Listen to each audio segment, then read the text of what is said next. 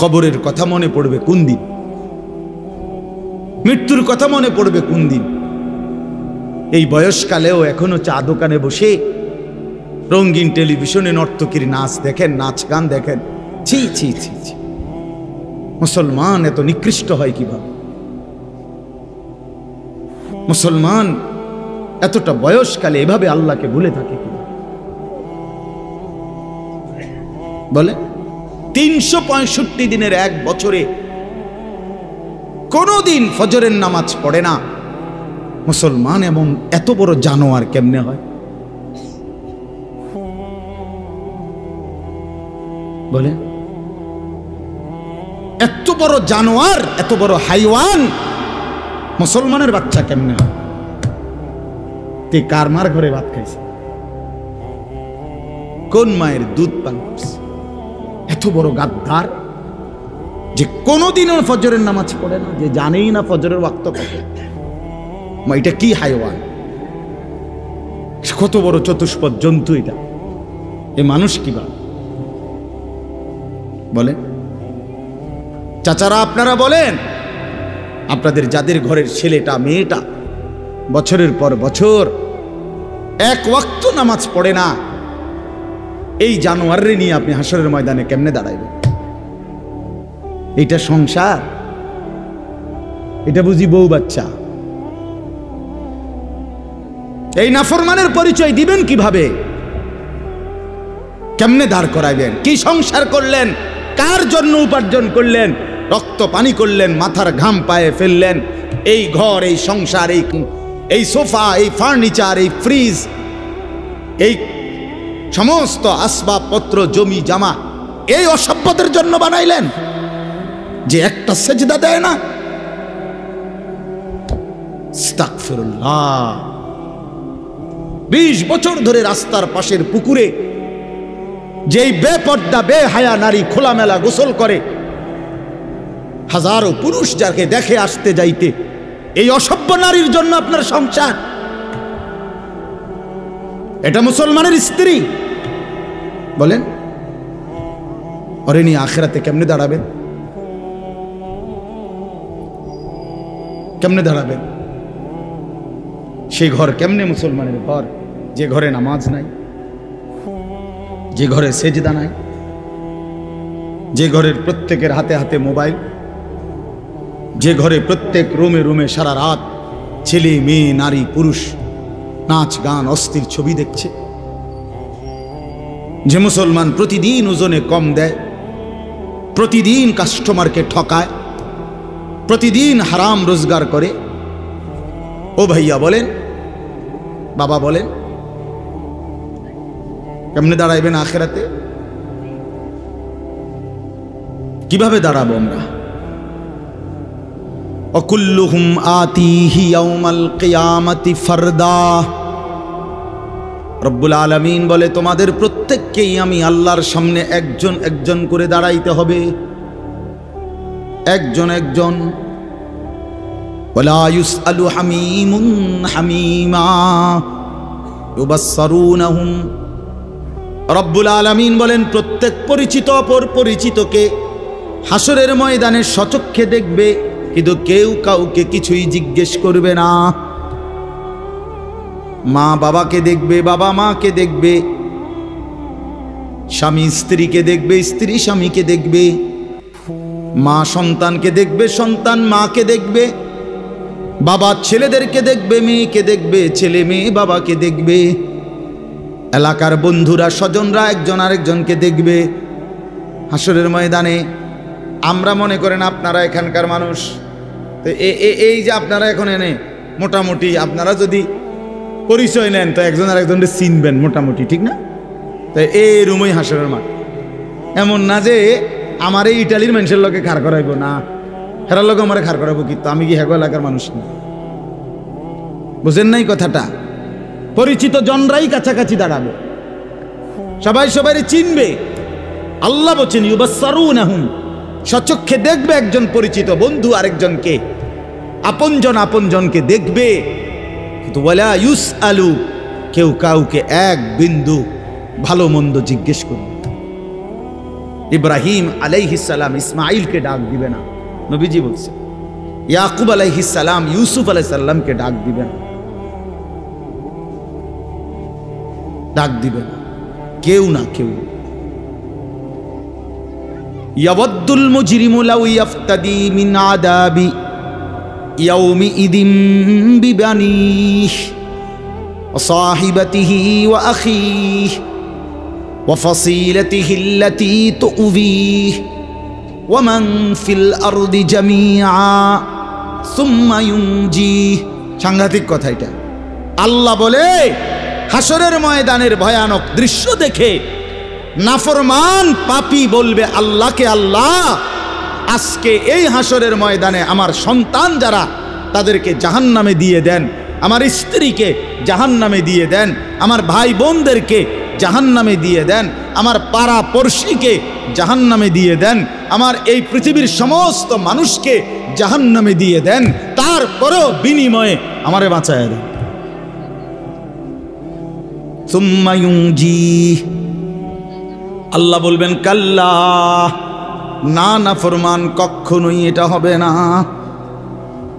তোমার বিনিময়ে গোটা দুনিয়া দিলেও লাভ নাই, শাস্তি তোমাকেই ভোগ করতে হবে। ইন্নাহা লাযা, আল্লাহ বলেন এটা জাহান্নামের লেলিহান আগুন। নাজ্জাতাল লিশ-শাওয়া, জাহান্নামে যখন ফেলবে নাফরমান প্রথম সেকেন্ডেই শরীর থেকে চামড়াটা খসায়া ফেলবে, খুলে ফেলবে, গলে গলে পড়ে যাবে। নাজ্জাতাল লিশ-শাওয়া তাদউ মান আদবারা ওয়া তাওয়াল্লা, আল্লাহ বলে জাহান্নাম থেকে যে পলায়ন করতে চাইবে, আড়াল হইতে চাইবে, জাহান্নাম নিজে টাইনা তার ধরে নিয়ে আসবে। এদিকে আয় নাফরমান, এদিকে আয়, ওদিকে কই যাস গাদ্দার। তখন সেজদা দিতে বলছে, দিলি না কেন? মা সালাকাকুম ফি সাকার ক্বালু লাম নাকু মিনাল মুসাল্লিন।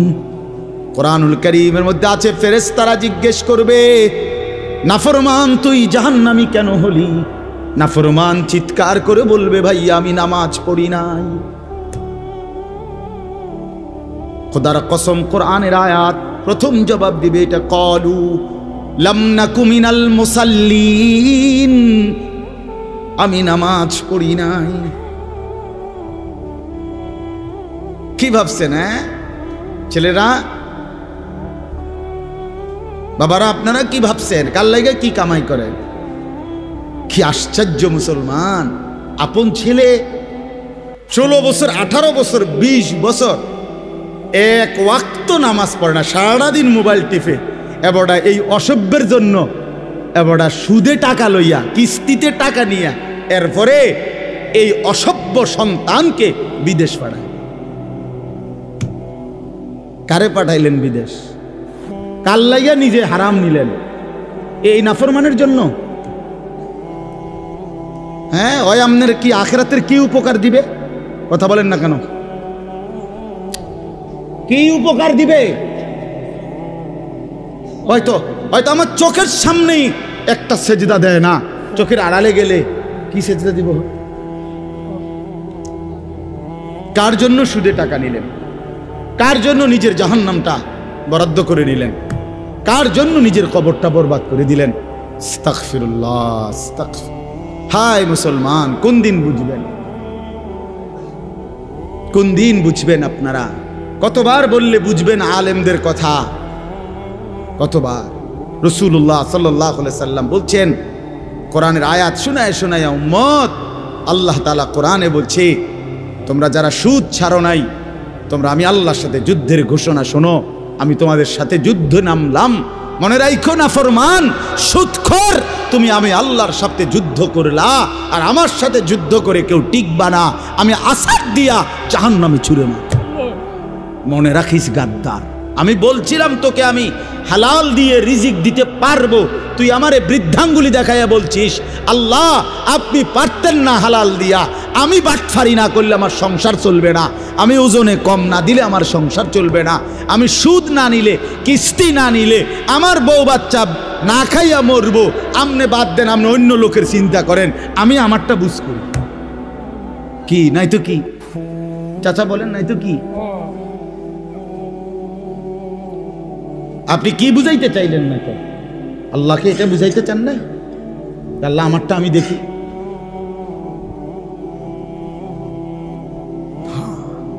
চলেন বাবা, ভাবতে শিখেন, বুঝতে শিখেন, নিজের ভালো শিখেন, হিসাব মিলান। ছেলেরা তোমরাও হিসাব মিলাও। ইন্না যারআ কাদ তুদরিকুহুল আহাতু ক্বাবলা আন ইয়াবলুগা।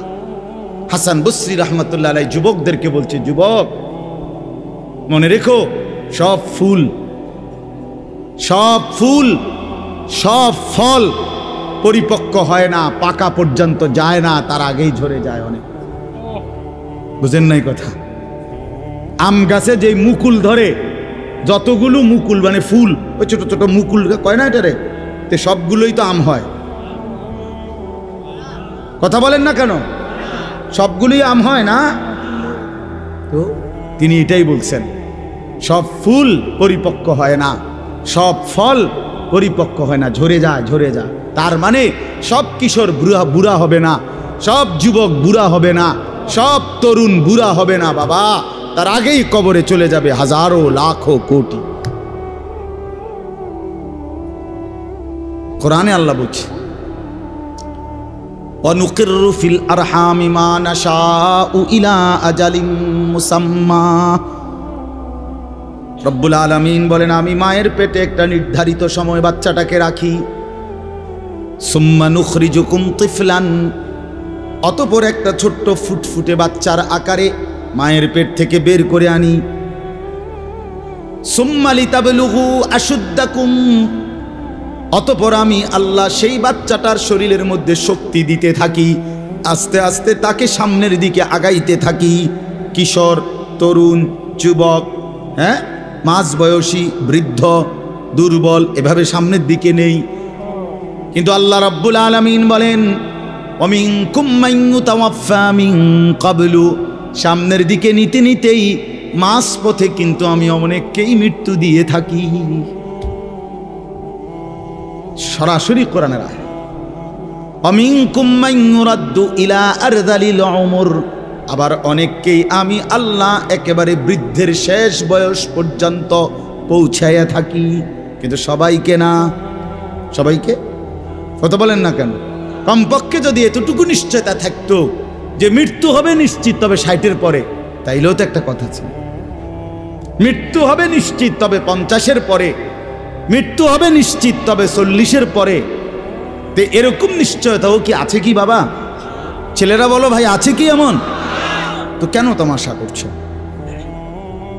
তুমি স্বীকার করলেও মরে যাবা, স্বীকার না করলেও মরে যাবে। চোখ বন্ধ রাখলেও কবরে যাইতে হবে, চোখ খোলা রাখলেও কবরে যাইতে হবে। কি বলেন? রাজপ্রাসাদের মানুষটাও মরে যাবে, কুড়ে ঘরের মানুষটাও মরে যাবে। সুখের খাবার যার মুখে সেও মরে যাবে, ভিক্ষার থালা যার হাতে সেও মরে যাবে। যাবে না? তো যেটা নিশ্চিত অনিবার্য বাস্তবতা, যেই মৃত্যুকে আড়াল করার, অস্বীকার করার, পাশ কাটার কোনোই ব্যবস্থা নাই, কোনোই ব্যবস্থা নাই। না না ক্ষমতা দেখাইয়া, না কাইন্দা কাইটা, কোনো সিস্টেম নেই। ক্ষমতা দিয়েও মৃত্যুকে ঠেকানো যাবে না, কাইন্দা কাইটাও কি করা যাবে না মৃত্যুকে। যেটা নিশ্চিত সেটাকে ভুলে যাওয়া কেন ভাই? কেন ভুলে যাব আমরা?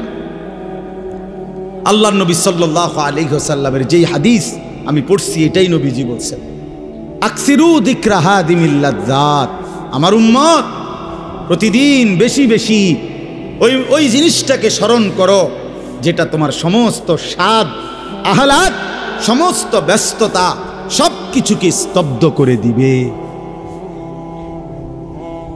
সব কিছু, সেটার নাম মৃত্যু। হাদিসে আছে মৃত্যু সব কিছু বন্ধ করবে। তোমার নাক, তোমার চোখের দৃষ্টি, তোমার কানের শ্রবণ শক্তি, তোমার জবানের উচ্চারণ, তোমার জিহ্বার স্বাদ, তোমার হাতের নড়াচড়া, তোমার ব্যস্ততার এই জিন্দিগি স্তব্ধ করে দিবে। দিবে কিনা বলে? আমি অনেক সময় বলি, আমার প্রায় সময় জানাজা পড়তে গেলে মনে হয় দেখবেন জানাজার নামাজেও মনে করেন 10:30 বাজে জানাজার টাইম দিছে, 10:30 জানাজা, 10:34 বাজে গেছে, 30-40 বাজে গেছে। কিছু মানুষের এই পরিমাণ অস্থিরতা, এই মিয়া টাইম টেবিল ঠিক রাখো না, কইলা 10:30টায় জানাজা, 10টা মিনিট ওভার হয়ে গেছে, কতক্ষণ খাড় করায় রাখবা? মানে উনি ব্যস্ত, ওনার এই 10 মিনিট সময় নাই। আল্লাহর কসম বন্ধু, এই মানুষটাও এরকম ব্যস্তই ছিল। যে মানুষটার জানাজা হচ্ছে এখন, যার লাশ এখানে শোয়ানো, এই লোকটাও এমন ব্যস্তই ছিল। তার হাতেও একদিন সময় ছিল না।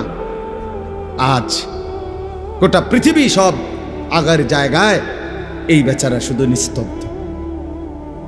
চোখের সামনের জলজ্জান্ত মানুষটা স্তব্ধ, আর হাত নড়ে না, পাও নড়ে না, আর চোখ নড়ে না, জিহ্বা নড়ে না। এজন্য দুনিয়ার এই ব্যস্ততার ভিতর দিয়ে আমরা যদি মনে করি যে আমি শুধুই দুনিয়া, ভালো মন্দ, লাভ লোকসান, চাওয়া পাওয়া, প্রাপ্তি অপ্রাপ্তি, মনের চাহিদা পূরণ, সবকিছু শুধু দুনিয়া ভাইয়া, বাবা তো আখিরাত কার জন্য? কবর কার জন্য? তাইলে নবীজি সাল্লাল্লাহু আলাইহি সাল্লাম কাকে তাইলে আখিরাত বুঝাইতে চাইছেন? আল্লাহর কোরআন এমন কোন সূরা নাই, কোরআন শরীফের 114টি সূরা, 114টি সূরার এমন কোন সূরা নাই, এমন কোন রুকু নাই কোরআনে যেখানে আখিরাতের কথা, পরকালের কথা আলোচনা নাই। এই পরিমাণ আল্লাহ তাআলা আখিরাত, আখিরাত, পরকাল, পুনরুত্থান, হাসরের মাঠ, এগুলো আল্লাহ তাআলা এতবার বলছেন, অস্বীকার করার, পাশ কাটার কোনো সুযোগ নেই, কোনো সুযোগ নেই। কোরআন শরীফে আছে সূরা মুলকের মধ্যে, জাহান্নামী যখন চিৎকার করবে, জাহান্নামের ফেরেশতারা তখন বলবে, আলাম ইয়াতিকুম নাদির, এই নাফরমান, তোমারে কি কেউ কোনোদিন জাহান্নামের ভয় দেখায় নাই? ক্বালু বালা, সে বলবে হ্যাঁ, কদ জাআনা নাদির, আমার কাছে বহু ভয় প্রদর্শনকারী বান্দা এসেছিল। কত ইমাম, কত খতিব, কত আলেম, কত ওয়াইজ, কত বক্তা, কত পীর, কত মাশায়েখ, কত আউলিয়া, কত বুজুর্গ চোখের পানি ফেলে ফেলে বারবার বারবার আমার এই জাহান্নামের কথা বলছিল, কিন্তু ফাকাদ্দাবনা, আমি মিথ্যা মনে করেছি। ওয়াকুলনা মা নাযালাল্লাহু মিন শাই, আমি আরো বলছি এগুলো আল্লাহ বলে নাই, তোমরা মোল্লারা, মুন্সিরা তোমরা বানায়া বানায়া বলো। হ্যাঁ, অনেক বেত্তমিজ লোক আছে, ও এত না, হুজুররা যত কয় এত না, না আমরা জানে, আমরা আগেও একবার ফিডা খাইয়া আইছে, আমরা একবার ঘুরে আইছে হাসরের মাঠ, আমরা জানে যত কয় এত না। ও কইতে লাগলে সবাই কয়, ও বাড়াইয়ে কয়, মাইক ফাইলে কে না কয়। এই সমস্ত বিদ্রুপ আলেমদের কথাকে আপনি অবজ্ঞা করিলেন।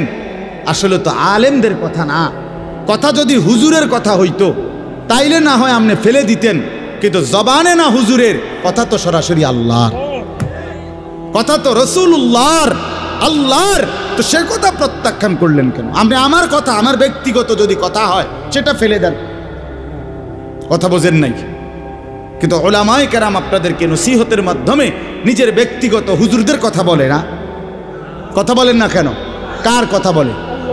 আল্লাহর কথা বলে, রাসূলুল্লাহ সাল্লাল্লাহু আলাইহি সাল্লামের কথা বলে, তো সেটা বাদ দিলেন কেন? সেটা বাদ দিবেন। আমার ব্যক্তিগত কথা তো আপনাদের ধরতে বলি নাই, আমার ব্যক্তিগত কথা বলি, আপনারা দেখি গ্রহণ করেন কিনা বলেন। মনে করেন আমি কুমিল্লা ক্যান্টনমেন্ট থাকি, ময়নামতি সাহেবের বাজার, আমার মাদ্রাসা বাসা ওইখানে। তো আমি কুমিল্লা ক্যান্টনমেন্টে একটা বড় টাওয়ার আছে, গুমতি টাওয়ার। এই গুমতি টাওয়ারের নিচে আন্ডারগ্রাউন্ডে মুদি দোকান এবং তরি তরকারির দোকান। আমি প্রত্যেক দিন ওইখানে তরি তরকারি এবং মুদি যত মাল, এই যে পেঁয়াজ, রসুন, আদা, তেল এগুলো এবং মাছ তরকারি, এগুলো ওই গুমতি টাওয়ার থেকেই সবসময় কিনি।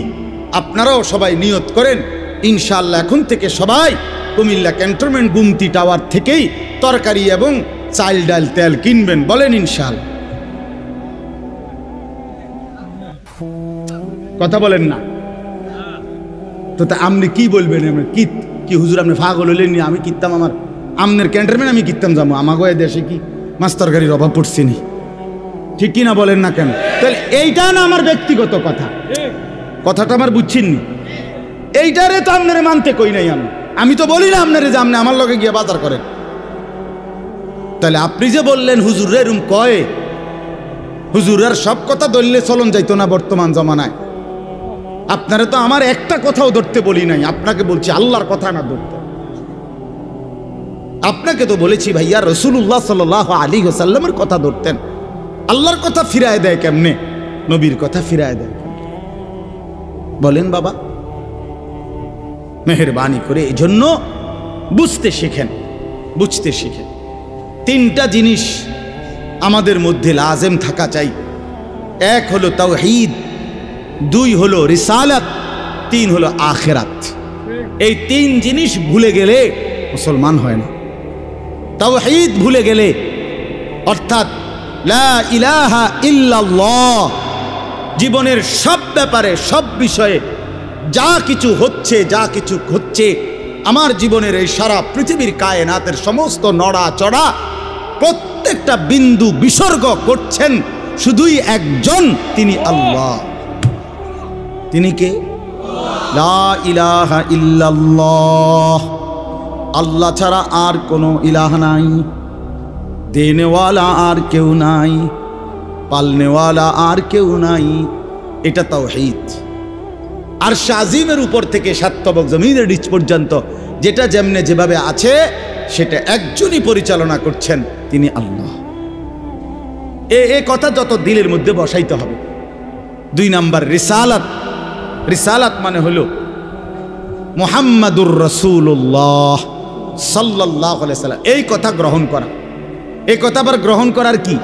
এই কথা গ্রহণ করা হইল মুহাম্মদ আল্লাহর রাসূল, আল্লাহ আমার জন্য উনাকে পাঠাইছেন।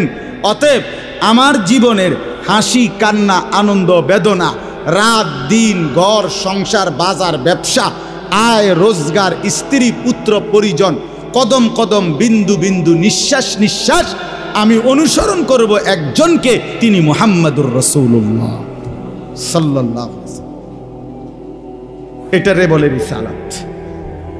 এটাকেই বলে নবী সাল্লাল্লাহু আলাইহি সাল্লামকে চেনা, এটাকেই বলে নবী সাল্লাল্লাহু আলাইহি সাল্লামকে ভালোবাসা, এটাকেই বলে নবী সাল্লাল্লাহু আলাইহি সাল্লামকে অনুসরণ করা।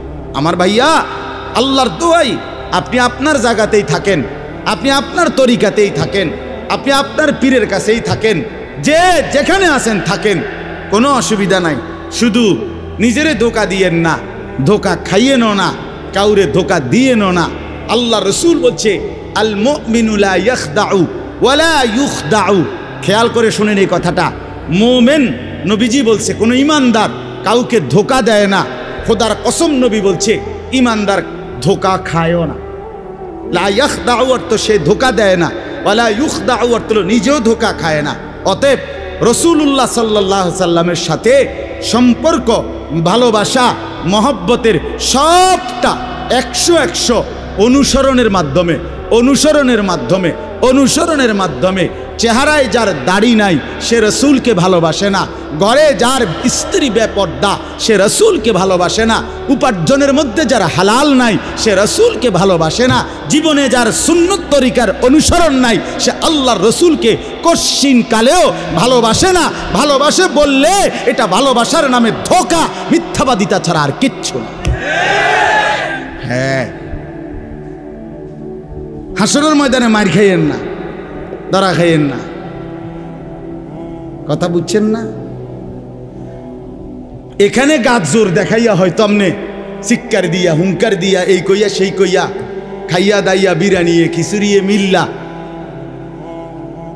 পার হইয়া গেলেন আর কি। কিন্তু কবর আখেরাত এত সুঝান। আখেরাত হাসরের মাঠ, মামুর বাড়ি না।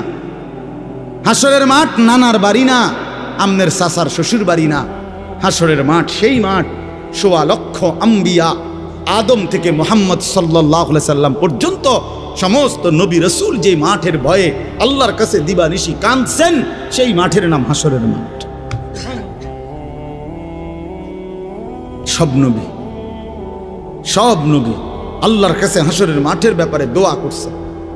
আমাদের নবী সাল্লাল্লাহু আলাইহি সাল্লাম পর্যন্ত যার কোনো গুনাহ নাই, যিনি নিষ্পাপ, সেই নবীজি পর্যন্ত 5 ওয়াক্ত নামাজের পরে সব আলেমদেরকে জিজ্ঞাসা করেন, নবীজি নিয়মিত 5 ওয়াক্ত নামাজের পরে দোয়া করতেন, আল্লাহুম্মা হাসিবনি হিসাবান ইয়াসীরা, আল্লাহ হাসরের মাঠে আমার ভয় লাগে, আমি মুহাম্মদের আপনার বন্ধুর হাসরের মাঠের হিসাব সহজ করে দিও। নিজের ব্যাপারে বলছে। এই জন্য বাপ রাগ হইয়েন না। 1 নম্বর তাওহীদ, কলিজার ভিতরে ঈমান মজবুত করতে হবে। 2 নম্বরে রিসালাত, জিন্দেগীর মধ্যে রাসূলুল্লাহ সাল্লাল্লাহু আলাইহি সাল্লামের অনুসরণ নিশ্চিত করতে হবে। নিশ্চিত করতে হবে। কেন মেসওয়াক করেন না? আপনি জানেন নবীজি মেসওয়াক করতেন, এই জন্য করেন না। কেন দস্তরখান বিছায়া খানা খান না? আপনি জানেন, শুনছেন যে নবীজি সাল্লাল্লাহু আলাইহি সাল্লাম দস্তরখান বিছায়া সমান জায়গায় খানা খাইতেন, এই জন্য আপনি ইচ্ছা করে এটা বিছান না। কারণ আপনার কলিজার ভিতরে সিদ্ধান্ত, আমি মুহাম্মদুর রাসূলুল্লাহ সাল্লাল্লাহু আলাইহি সাল্লামের বিরোধিতা করি। কেন আপনি দাড়ি কাটেন? কারণ আপনি শুনছেন নবীজি দাড়ি লম্বা করতে বলছে, এই জন্য আপনি এটা বুঝাইলেন। রাসূলুল্লাহ সাল্লাল্লাহু আলাইহি সাল্লাম আপনি কইছেন, আচ্ছা আমরে দেখাম। আপনি জানেন, হ্যাঁ, আপনার বাম পাও দিয়া ঢুকতে বাথরুমে টয়লেটে মনে থাকে না। কেন মনে থাকে না? আপনি জানেন না এটা নবীজি বলছে। কথা বলেন না, নাকি ওই কওমি মাদ্রাসার হুজুররা কইছে? কথা বলেন না। মেসওয়াক এটা রাসূলুল্লাহ সাল্লাল্লাহু আলাইহি সাল্লামের সুন্নত না কওমি আলেমদের সুন্নত? কথা বলেন না আপনারা। তো এটা করেন না কেন? কারে ওহাবি বলেন? কারে গালি দেন? কেন গালি দেন? কি বুঝে গালি দিলেন? কেন বললেন? বলেন, কি অপরাধের কারণে আমি রসুলের দুশ্মন হব? কেন? আমি মিসওয়াক করি এই অপরাধের কারণে না? কথা বলেন না কেন? আমি দাড়ি রাখছি দেখে এই অপরাধের কারণে? কোন আমার স্ত্রী পর্দানসীন, আমার মেয়ে পর্দা করে, আমার ঘরে টেলিভিশন নাই, আমার রোজগারের মধ্যে আমি হারাম করার চেষ্টা করি না, তো সব ক্ষেত্রে রাসূলুল্লাহ সাল্লাল্লাহু আলাইহি সাল্লামের সুন্নাতের উপরে চলার চেষ্টা করলাম, তা আমি রসুলের দুশ্মন কেন হলাম? আমি বুঝাইলাম, আমি বলতে মানে আপনি যে কোনো একজন আলেমে দ্বীনকে আপনি কেন নবীর দুশ্মন বলবেন? এত বড় জুলুম কেন করেন? এত বড় কেন জুলুম করেন বাবা? চা দোকানে বসে একজন আলেমের বদনাম করলেন, আপনি আন্দাজ করলেন একজন আলেমের ইলমের কদর কত? আমরা কিতাবে স্পষ্ট পড়ছি, সারা পৃথিবীর ইমানদারের সমস্ত বন্দিগি আর আল্লাহর রাস্তায় জিহাদ, এই দুইটার পার্থক্য কদ্দুর? সারা পৃথিবীর ইমানদারের সমস্ত ইবাদাত, একটি সমুদ্রের মধ্যে যদি কেউ আঙ্গুল দেয়, আঙ্গুল চুবায়, তো আঙ্গুলের অগ্রভাগে পানি লাগবে যে দূর, এতে করে সমুদ্রের ঢেউ তো বন্ধ হয়ে যাবে, ঠিক না? নৌকা চলা বন্ধ হয়ে যাবে না? সমুদ্র টের পাবে কিছু? কিতাবে স্পষ্ট আছে, একজন ইমানদারের সমস্ত মুমিনের সব ইবাদত একত্র করিলে এইটার মর্যাদা হলো আঙ্গুলের অগ্রভাগের পানি। আর আল্লাহর রাস্তার জিহাদ ফি সাবিলিল্লাহ, জীবন দেওয়া, জিহাদ করা, এটা সমুদ্রের বাকি পানি। এরপরে লিখছে যে সমস্ত ইবাদত এবং আল্লাহর রাস্তার যুদ্ধ, এইটাও এবার একসাথে করেন। এই সবটা এবার ইবাদাত এমনকি জিহাদ সবটা একত্র করিলে আঙ্গুলের অগ্রভাগের পানি, খোদার কসম, আল্লাহর কসম, এলেম, কোরআন সুন্নাহর এলেম, এইটা সমুদ্রের বাকি পানি। বিশ্বাস করে এবার বলেন, এক আলেমে দ্বীনের কদর কত? আপনি কারে টিটকারি করলেন? কারে? ওটা আপনার মসজিদের ইমাম ৬০০০ টাকা বেতন দিয়ে আপনার চোখে লাগছে না? বেটার বেতন কম। হ্যাঁ, বেটার বেতন কম তো আপনি না কম দিছেন? উনি নি কম নির্ধারণ করছেন, আপনি না তারে মূল্যায়ন করেন না? কথা বলেন না কেন? আমাদের সমস্ত একটা স্পষ্ট কথা খেয়াল করেন, যদি এক সমস্ত মুসলমানের টার্গেট হইতো যে আমি প্রত্যেক বিষয়ে আল্লাহর কোরআন রসুলের সুন্নাত মোতাবেক চলবো, তাইলে এই পৃথিবীতে মসজিদের ইমামের চাইতে ব্যস্ত জিন্দিগি আর কেউ পালন করার কথা ছিল না। কেন? ওই মহল্লার সমস্ত মানুষের ঈমান, ইসলাম, আখিরাতের সমস্ত দিক নির্দেশনা সারাক্ষণ উনাকে দিতে হইতো। তখন উনার কদরও হইতো অনেক, তখন উনার বেতনও হইতো অনেক, উনার হাদিয়াও হইতো অনেক। কিন্তু আমাদের কলিজার ভিতরে আখিরাত লাগে না মনে হইছে, কোরআন তেলাওয়াত লাগে না, রসুলের সুন্নাত লাগে না। মেয়ের বিয়েটার মধ্যে নবীর সুন্নাত কি এটা জানার দরকার নাই, ছেলের বিয়েটার মধ্যে নবীর সুন্নাত কি এটা জানার দরকার নাই। ওই হদ্দার মাতব্বর মিল্লা তারা ঠিক করছে বিয়েটার মধ্যে চেয়ার হইব 200, টেবিল হইব মোট 30টা, গেট হইব একটা 70,000 টাকা দামের গেট, হাইয়েস্ট গাড়ি যাব 60টা, প্রত্যেকটার মধ্যে বেড়া বেড়ি মিল্লা বইব 14 জন, তো 5টার মধ্যে 5, 14, 70 জন। এরপরে দিয়া গেটে দিব 2000, বাজে খরচ হইল 3000, এই হইল 5000। এগুলো হইল হিসাব। আর হুজুরে আইয়া কয়ে গেছে রবিবারে মাইয়াগার বিয়া, দুপুরে দুগা ভাত খাইয়ে যাই। বুঝেন নাই?